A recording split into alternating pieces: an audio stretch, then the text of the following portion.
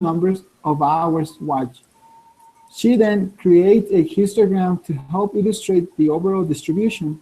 Which of the 5 steps of the statistical process did the researcher apply? What did you have, Carrie? What did you have, Carrie?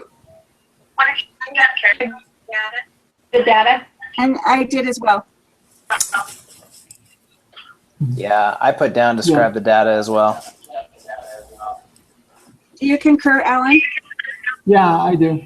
Okay. Okay. Let's go to number 5. I guess maybe the better question is, does everybody done the quiz? Should we just shoot through them, or do we need time to read through them? I haven't done the answers for the quiz. I'm doing it as we go here. Okay, then we'll be But so far, I feel good with what we've just said. Okay. You want to read the next one, Dakota? Sure. Okay.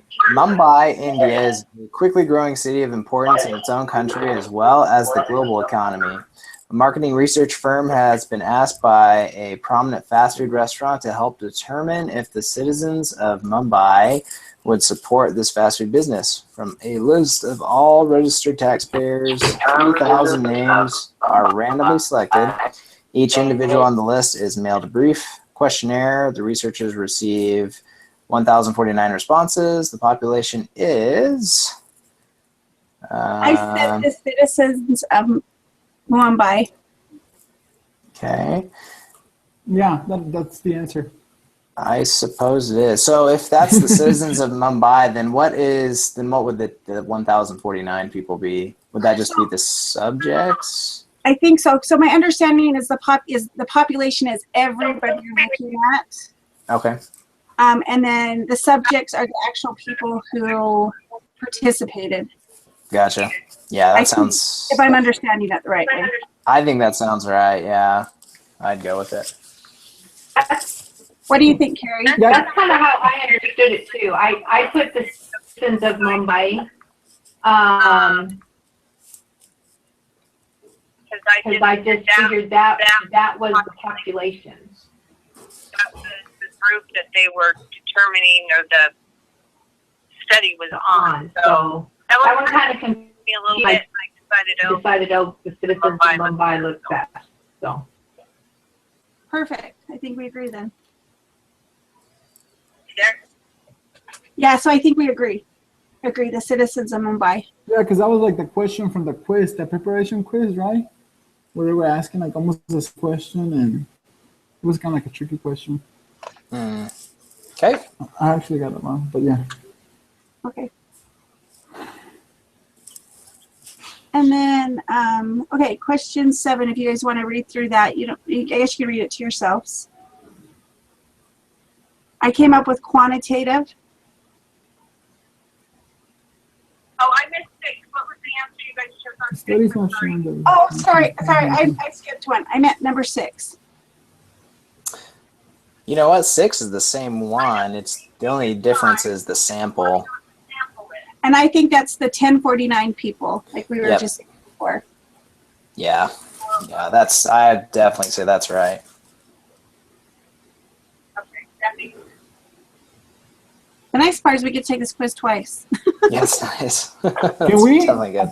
Only once, because it was with a group. Is it the group twice too? No, I think it's once, because it's with a group. I guess we'll find out, right? Yep. I'm pretty sure it's 2 though. I'm pretty sure we get 2. Yeah, I'm pretty sure we do 2. Okay, so number 6, we agree it's 1049 people who respond, or 1,049. Question 7, if you want to read through that, I say it's quantitative. I picked quantitative as well. So Carrie picked quantitative as well, if you didn't hear that. Yeah, that's what she said. Yes, I picked quantitative. Yep. Quantitative. The retention. Could you guys explain again? Because I was a little bit confused about those two.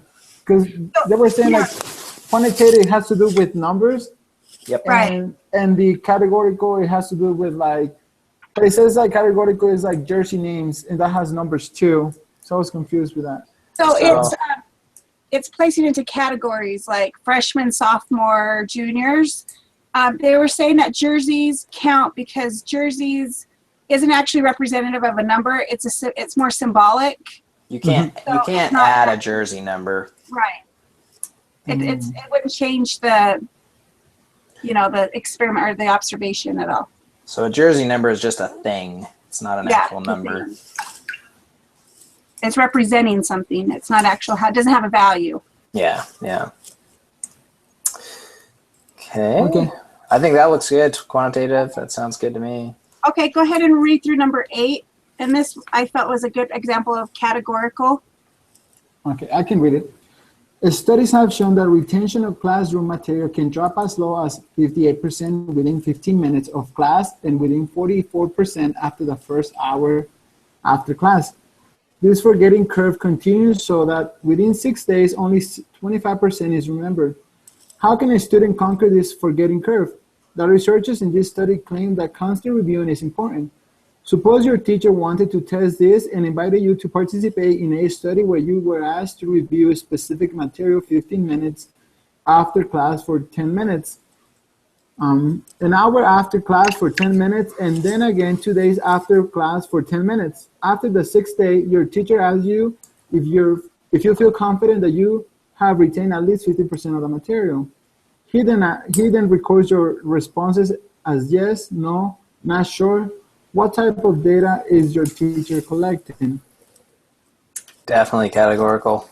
Yeah, and I said categorical because it wasn't a numerical response. It wasn't saying like you weren't saying 50% or 10%. You were saying yes, no, not sure.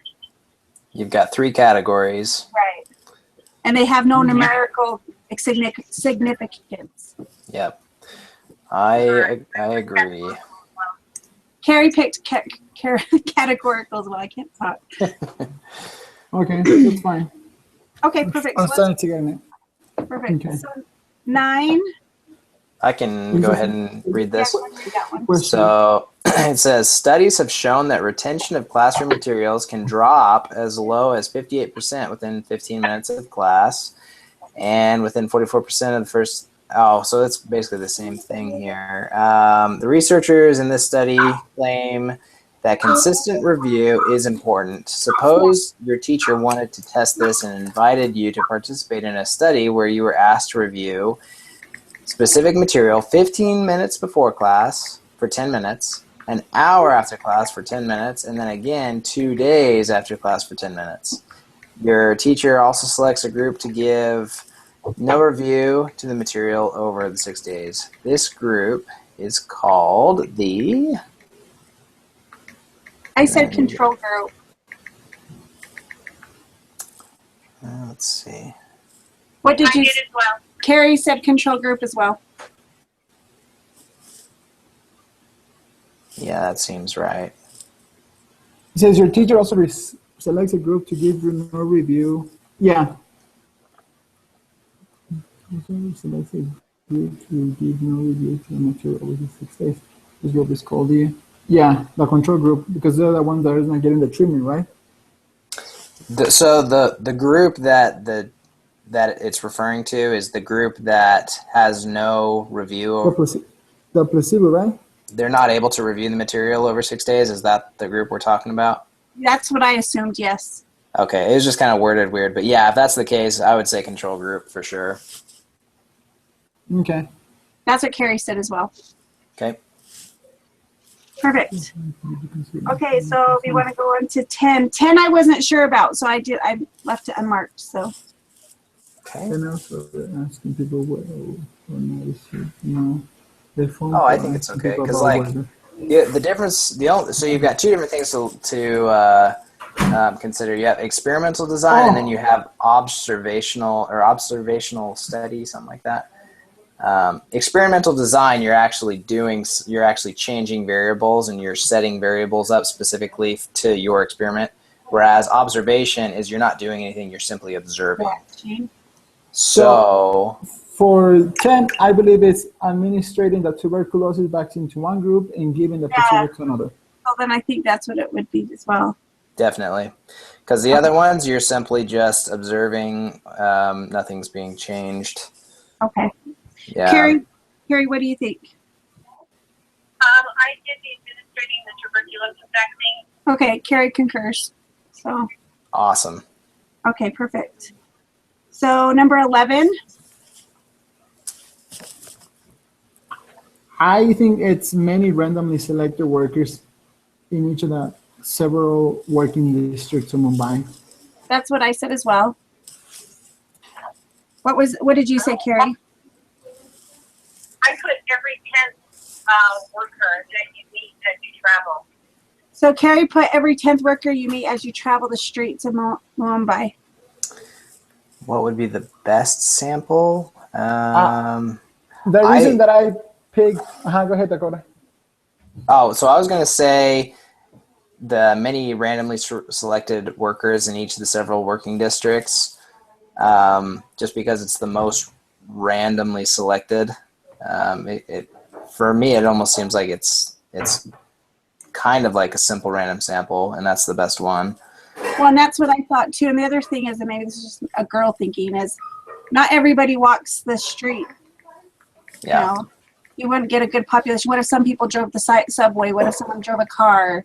You're That's not really true. getting a non-biased sample. That's just what I have in my head.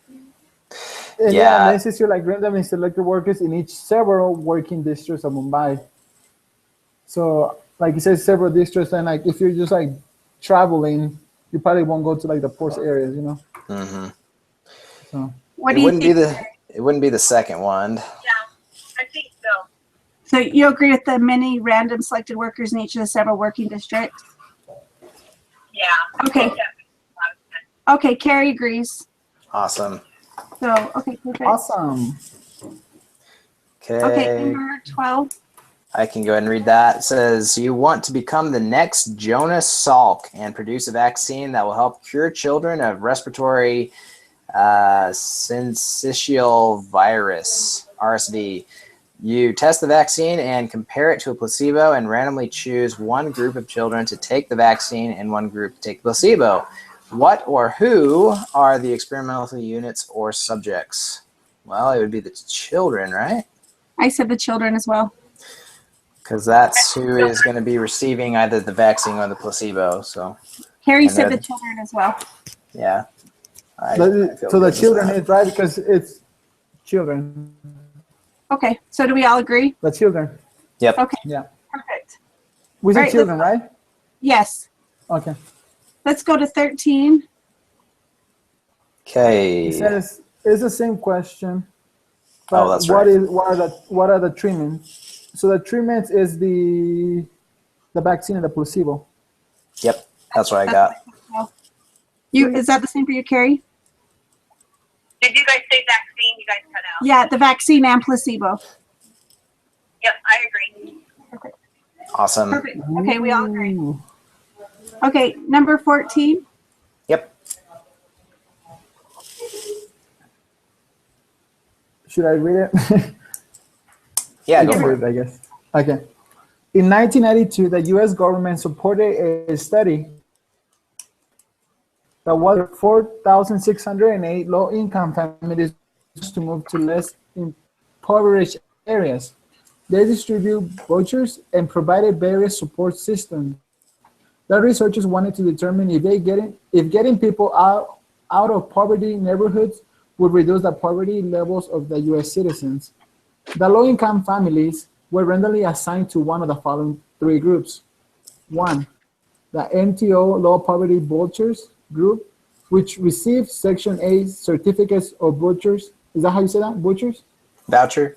Voucher, usable only in low poverty areas with less than 10% of the population below the poverty line in 1990, along with counseling and assistance in finding a private unit to lease. The traditional voucher group, which received regular Section A certificates or vouchers, geographically unrestricted, and ordinary briefing and assistance from the PHA local public housing authorities.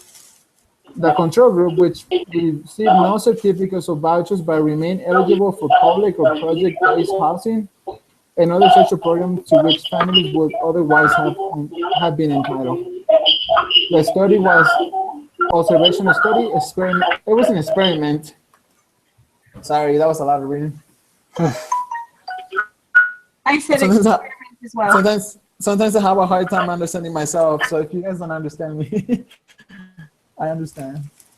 But it's an experiment because they actually got involved and moved people around. Yeah. I said experiment as well. Yep. How about you, Experiment. Carrie? Yeah, experiment. Okay, Carrie said experiment as well. Awesome. Okay, so number 15 is just matching up with what the steps are. Oh. So if we go to the first one, step 2 is collect data. Is that correct? So let's see, collect Yep, data. step So 2 is step collect 2 with data. A is 1. Yep. Okay, because I remember the thing is that Daniel can discern more truth. Yep. So then step 5 is take action. Yep.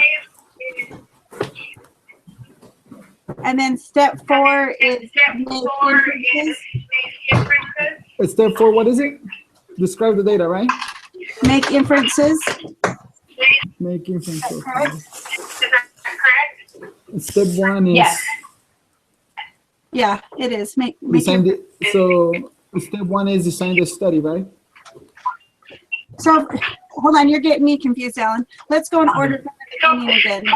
So the Okay. first one is collect The data. first one is collect data. The second one is take action. Take action.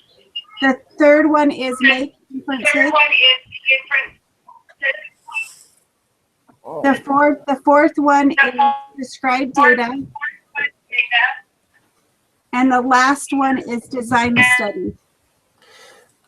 Well, I think, at least on mine, it might be a little bit different. So Yeah, I was confused too. Yeah. So basically, I think all of our tests are a little bit different because Brightspace tends to switch it up on everybody's tests. So as long as we understand D for Daniel means design the study. So step 1 is design the study. Step Right. 2 is going to be... Hold on, Dakota. So step 1, Daniel, it's design the study, so it will be 3. Okay. Right, And then that's step right. 2, Can is collect data. Is it collect data or like, yeah, collect data, you're right. Yep. Okay. Step 3, which is discern, describe the data. Let's see, collect data, describe the data, so 4. Step 4, more, is make inferences. And then step 5, truth, is take action. Yep. So as long as you got those in your, Sorry, okay. thing, then I think we should be good. Yeah, that's what I have too. Okay. I have to apologize. I only had someone to sit with my kids for about 30 minutes. So Oh, that's good. Well, we got done, so we're good. Everybody's question 15 is So is every, that's what they were thinking, is that everybody's That's what they were thinking. as long as we need to step.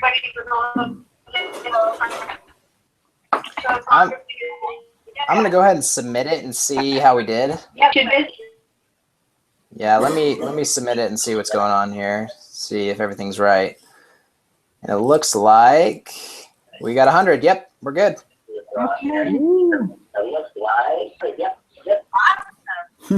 I can't submit it. Awesome. Hold on. Woohoo! Good first test. Yay. We survived. It doesn't allow me to submit it yet. Okay, so what we should do, so Thursday we're meeting at 8 o'clock. Thursday at 8. Let's be prompt because I'm sorry, I'm gonna be a stickler. I got a lot going on with classes. So we'll give everyone like a 5-minute leeway. We'll wait 5 minutes past that time, and then we'll go ahead because we have to do a live broadcast. Like I'm live broadcasting right now, and then I'll post that. Do you guys want me to go ahead and do Thursdays again, or does somebody else want to do it? I'm totally fine with you running the show if you want to send the link out again. Okay, so I'll go ahead and send out the invite again for Thursday, and I'll get this one posted. Also, if you guys want, if you have homework that you have questions on, I know we can't tell each other answers, but we can help each other, he said. Definitely. So look over your homework, and if you on Thursday you have questions, bring your questions with you. Especially you, Alan. I know you're a little bit behind, and I feel bad kind of pushing through it. It's just our time has gone long. We're here 45 minutes. He told us not to go past 20. Yeah. So Really, for the quiz? He said that? yeah, well, these group meetings, he doesn't want them to go long periods of time. That's not what he wants, they're meant for. So if we can die along quickly, be timely. I manage a medical group, so I'm very ching, ching, ching. So I'm about timeliness, and I'm a mom of lots of kids, so that probably is part of it too. You're busy. So yeah, so if we can just be, on time, if you guys do that quiz beforehand, I think we'll be able to slide through, and then we'll be able to help each other where we're struggling. Okay. Sound fair? Yeah. Okay. Hey guys, we'll see you, and I'll send your invites and see you Thursday. Awesome. Okay. Thanks so much, Stephanie. Okay, bye guys. Thank you. Bye. Okay, see ya. Carrie, let me know if you need any help. Bye, Stephanie. Bye.